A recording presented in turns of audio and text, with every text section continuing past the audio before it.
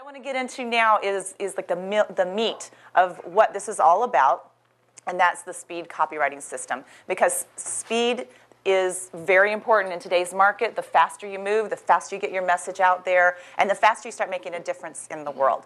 In 1954, nobody had ever run the 4-minute mile, ever. In fact, they thought you couldn't. They thought it was physically impossible. They did. They thought your heart would explode and they would stop athletes before they got to that level. Well, Roger Bannister, who was a student, broke the 4-minute mile. Ever since then, people have been breaking the 4-minute mile like crazy because it was almost as if they had permission, that it was okay. Yeah, you can do it. Look, and they did. People did it over and over. That's what speed copywriting is to me. It's like you can write fast, but I never knew that. Nobody gave me permission to, and I'm telling you that you can. And when I first learned it was when I was at Dan Kennedy's copywriting boot camp a year and a half ago. I think I mentioned that before, and he said, you know, you've got to crank stuff out. Now, Dan works very hard, no doubt about it, and he's got a very strong ethic. But he told us some little tricks that I'm going to share with you, things that I've integrated into my own copywriting, as well as things that I've learned from Yannick Silver, from Harlan Kilstein, from John Carlton, and things that I use myself. So we are going to reveal the speed copywriting system. All right.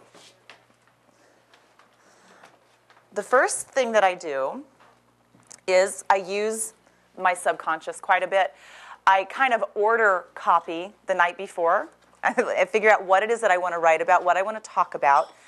I go to sleep on it, and I wake up and I'll start taking notes, and because it's there. Your subconscious actually responds to those things. When you have an intention about what it is that you want to write, and you clear your head, just be ready for it. Is all I can say. So what you want to do is when you order your copy through your subconscious, you're going to plan your writing agenda the night before. Figure out where you're going to do your writing. Like, I get up in the morning, I have to take my kids to school, I have to walk my dog. I can't just jump up unless I get up at 4 in the morning and start writing. I have to do it at a certain point in time. But I may make a little note to myself. So plan when you're going to let this information pour out of you so you can start writing it. Plan it the night before. And then right before you go to bed, kind of go through your notes, whatever it is that you've taken notes on. Some of the stuff we'll be doing here. Oh, good, my copywriting blueprint is back up. Fantastic. And there in the bottom are the speed tips, which I'm going to come over here. Yes. Use your subconscious. And have a pad and pencil by your bed because things are going to come.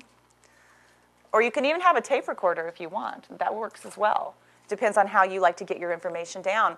Then you're going to go to sleep, and when you wake up, start thinking about your copy and take some notes immediately. You may not be writing, like I said, right away. It depends on what your schedule is. But write that stuff down, take notes, and be ready. So it's a little woo-woo-ish. I know a lot of you guys are a little woo-woo-ish, so it works. But this is a very powerful, subtle, but powerful technique. So use your subconscious.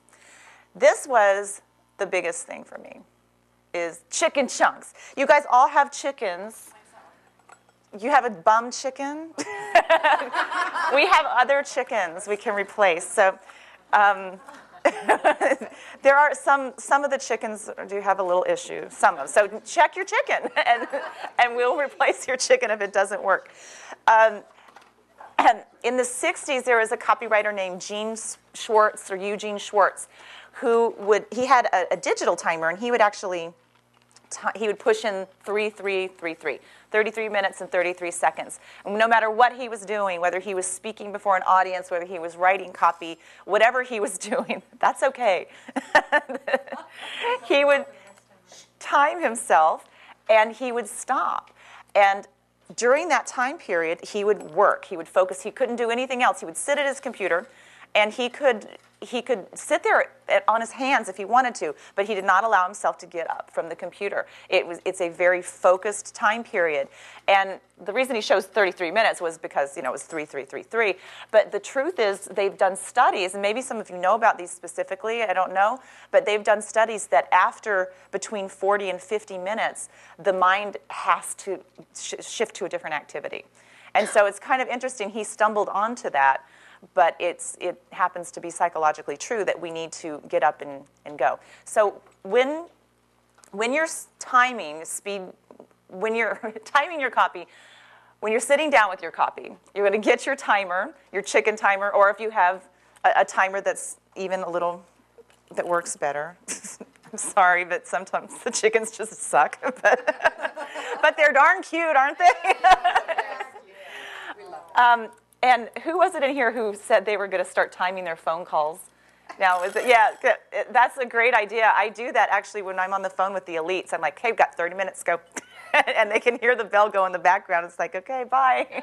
Time for the next one. But it really makes you respect that time period and not do anything else and actually get stuff done. And it's a very powerful thing that I didn't believe until I started doing it.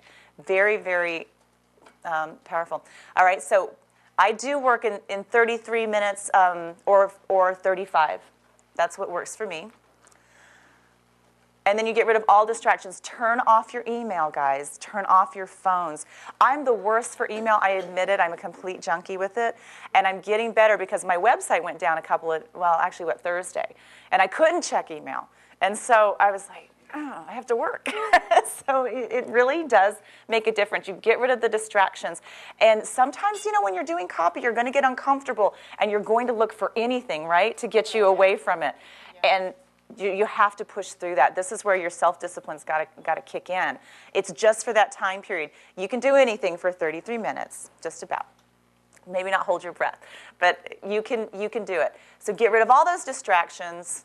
Then write like a maniac. That is your job during that chunk. When you're done, stop. When the timer goes off, no matter where you're at. If you're in mid-sentence, stop. It will still come back to you. And what's interesting is you're going to take a 5-minute break, go to the bathroom, stretch. And I want you to get up and move around and stretch your body because movement, some of you had said, that actually getting out, walking, moving, changing your venue, it's like rebooting your brain. It makes a big difference. So then you're going to come back and you're going to sit and you're going to be able to write. Even if you are mid-sentence, you're going to read it and go, what was I thinking? Oh, yeah. And maybe you'll go a completely different direction. That's okay, too. But it's going to start flowing. It's a very manageable way to get copy done. I can only write copy for probably 3 hours a day. That's if I'm working really hard. And so this saves my bacon every time because it's focused, concentrated effort. And otherwise, I can sit and stare at a blank page for 8 hours and not get anything done. This gets it done.